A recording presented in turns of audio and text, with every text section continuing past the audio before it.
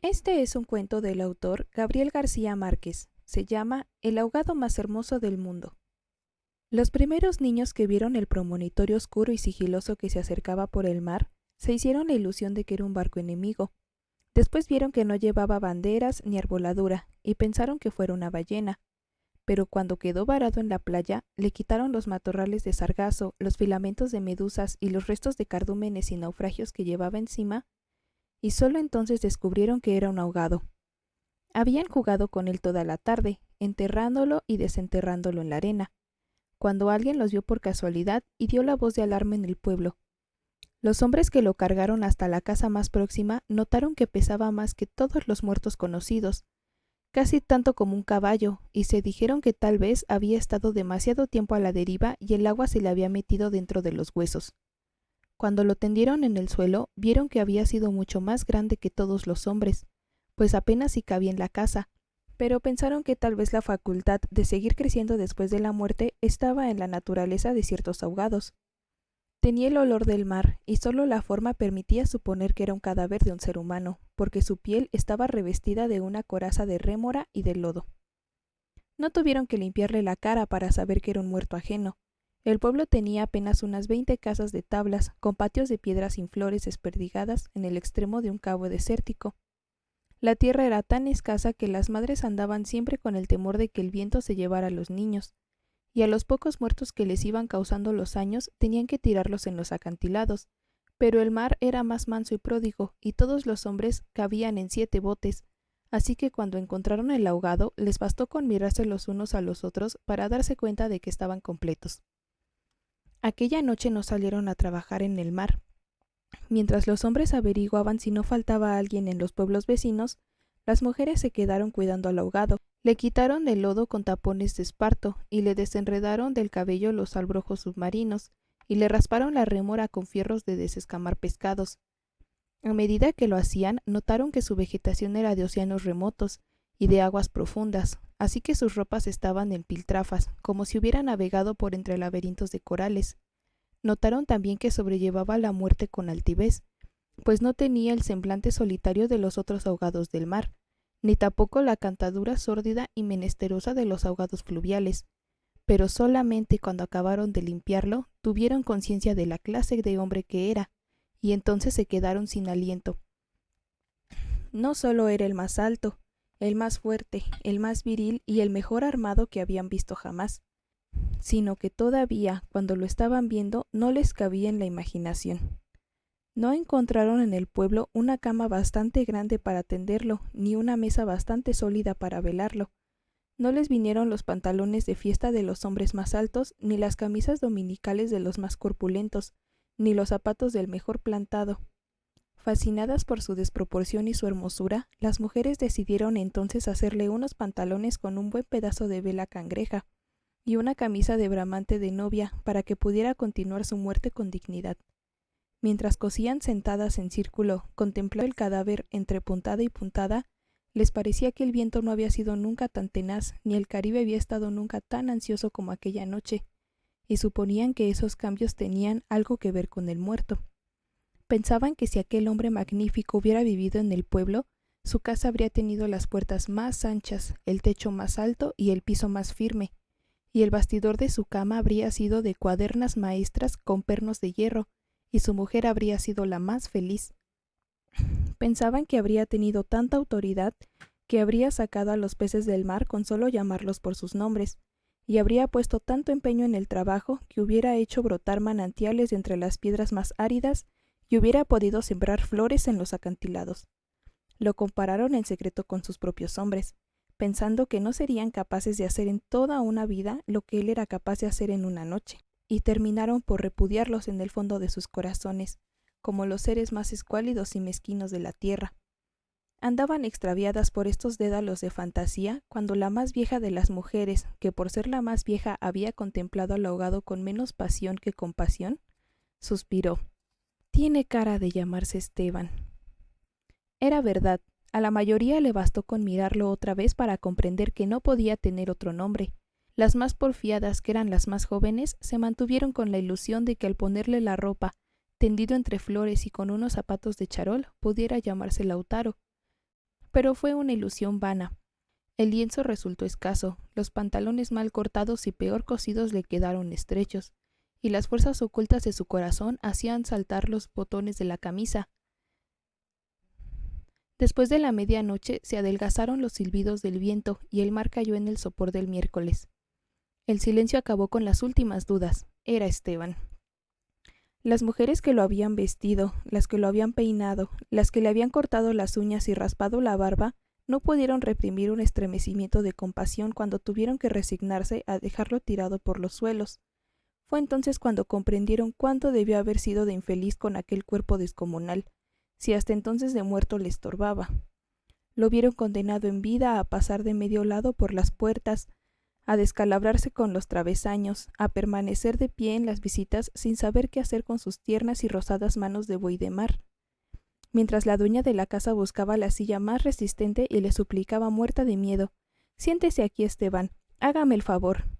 Y él recostado contra las paredes sonriendo: «No se preocupe, señora, así estoy bien», con los talones en carne viva y las espaldas escaldadas de tanto repetir lo mismo en todas las visitas. «No se preocupe, señora, así estoy bien», solo para no pasar la vergüenza de desbaratar la silla y acaso sin haber sabido nunca que quienes le decían «No te vayas, Esteban, espérate siquiera hasta que hierva el café», eran los mismos que después susurraban «Ya se fue el bobo grande, qué bueno, ya se fue el tonto hermoso». Esto pensaban las mujeres frente al cadáver un poco antes del amanecer. Más tarde, cuando le taparon la cara con un pañuelo para que no le molestara la luz, lo vieron tan muerto para siempre, tan indefenso, tan parecido a sus hombres, que se les abrieron las primeras grietas de lágrimas en el corazón. Fue una de las más jóvenes la que empezó a sollozar. Las otras, alentándose entre sí, pasaron de los suspiros a los lamentos, y mientras más sollozaban, más deseos sentían de llorar, porque el ahogado se les iba volviendo cada vez más Esteban, hasta que lo lloraron tanto que fue el hombre más desvalido de la tierra, el más manso y el más servicial, el pobre Esteban. Así que, cuando los hombres volvieron con la noticia de que el ahogado no era tampoco de los pueblos vecinos, ellas sintieron un vacío de júbilo entre las lágrimas. «Bendito sea Dios», suspiraron, «es nuestro». Los hombres creyeron que aquellos aspavientos no eran más que frivolidades de mujer. Cansados de las tortuosas averiguaciones de la noche, lo único que querían era quitarse de una vez el estorbo del intruso, antes de que prendiera el sol bravo de aquel día árido y sin viento. Improvisaron unas angarillas con restos de trinquetes y botavaras, y las amarraron con carlingas de altura para que resistieran el peso del cuerpo hasta los acantilados. Quisieron encadenarle a los tobillos un ancla de buque mercante para que fondeara sin tropiezos en los mares más profundos, donde los peces son ciegos y los buzos se mueren de nostalgia, de manera que las malas corrientes no fueran a devolverlo a la orilla, como había sucedido con otros cuerpos. Pero mientras más se apresuraban, más cosas se les ocurrían a las mujeres para perder el tiempo. Andaban como gallinas asustadas, picoteando amuletos de mar en los arcones, unas estorbando aquí porque querían ponerle al ahogado unos escapularios del buen viento, otras estorbando allá para abrocharle una pulsera de orientación. Y al cabo de tanto «Quítate de ahí, mujer, ponte donde no estorbes, mira que casi me haces caer sobre el difunto», a los hombres se les subieron al hígado las suspicacias y empezaron a rezongar, que con qué objeto tanta ferretería de altar mayor para un forastero, si por muchos estoperoles y calderetas que llevara encima, se lo iban a masticar los tiburones. Pero ellas seguían tripotando sus reliquias de pacotilla, llevando y trayendo, tropezando, mientras se les iban en suspiros lo que no se les iba en lágrimas. Así que los hombres terminaron por despotricar de «¿Cuánto acá semejante alboroto por un muerto al garete? Un ahogado de nadie, un fiambre de mierda». Una de las mujeres, mortificada por tanta indolencia, le quitó entonces el cadáver el pañuelo de la cara, y también los hombres se quedaron sin aliento. Era Esteban. No hubo que repetirlo para que lo reconocieran. Si los hubieran dicho Sir Walter Raleigh, quizá hasta ellos se habrían impresionado con su acento de gringo, con su guacamaya en el hombro, con su arcabuz de matar caníbales. Pero Esteban solamente podía ser uno en el mundo. Y allí estaba, tirado como un sábalo sin botines, con unos pantalones de sietemesino y esas uñas rocallosas que solo podían cortarse a cuchillo. Bastó con que le quitaran el pañuelo de la cara para darse cuenta de que estaba avergonzado, de que no tenía la culpa de ser tan grande, ni tan pesado, ni tan hermoso, y si hubiera sabido que aquello iba a suceder, habría buscado un lugar más discreto para ahogarse. En serio. Me hubiera amarrado yo mismo una ancora de galeón en el cuello y hubiera trastabillado como quien no quiere la cosa por los acantilados, para no andar ahora estorbando con este muerto de miércoles, como ustedes dicen, para no molestar a nadie con esta porquería de fiambre que no tiene nada que ver conmigo. Había tanta verdad en su modo de estar, que hasta los hombres más suspicaces, los que sentían amargas las minuciosas noches del mar temiendo que sus mujeres se cansaran de soñar con ellos para soñar con los ahogados, hasta esos y otros más duros se estremecieron en los tuétanos de la serenidad de Esteban. Fue así como le hicieron los funerales más espléndidos que podían concebirse para un ahogado expósito. Algunas mujeres que habían ido a buscar flores en los pueblos vecinos regresaron con otras que no creían lo que les contaban, y éstas se fueron por más flores cuando vieron al muerto, y llevaron más y más hasta que hubo tantas flores y tanta gente que apenas si se podía caminar. A última hora les dolió devolverlo huérfano a las aguas, y le eligieron un padre y una madre entre los mejores, y otros se les hicieron de hermanos, tíos y primos, así que a través de él todos los habitantes del pueblo terminaron por ser parientes entre sí. Algunos marineros que oyeron el llanto a la distancia perdieron la certeza del rumbo, y se supo que uno se hizo amarrar el palo mayor recordando antiguas fábulas de sirenas. Mientras se disputaban el privilegio de llevarlo en hombros por la pendiente escarpada de los acantilados, hombres y mujeres tuvieron conciencia por primera vez de la desolación de sus calles, la aridez de sus patios, la estrechez de sus sueños frente al esplendor y a la hermosura de su ahogado.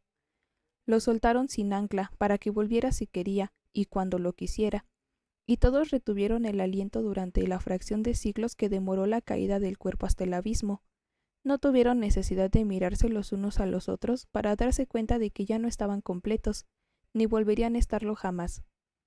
Pero también sabían que todo sería diferente desde entonces, que sus casas iban a tener las puertas más anchas, los techos más altos y los pisos más firmes, para que el recuerdo de Esteban pudiera andar por todas partes sin tropezar con los travesaños y que nadie se atreviera a susurrar en el futuro: ya murió el bobo grande, qué lástima, ya murió el tonto hermoso, porque ellos iban a pintar las fachadas de colores alegres para eternizar la memoria de Esteban, y se iban a romper el espinazo excavando manantiales en las piedras y sembrando flores en los acantilados, para que en los amaneceres de los años venturos los pasajeros de los grandes barcos despertaran sofocados por un olor a jardines en alta mar, y el capitán tuviera que bajar de su alcázar con su uniforme de gala, con su astrolabio, su estrella polar y su ristra de medallas de guerra, y señalando el promonitorio de rosas en el horizonte del Caribe, dijera en 14 idiomas: miren allá, donde el viento es ahora tan manso que se queda a dormir debajo de las camas, allá, donde el sol brilla tanto que no saben hacia dónde girar los girasoles. Sí, allá, es el pueblo de Esteban.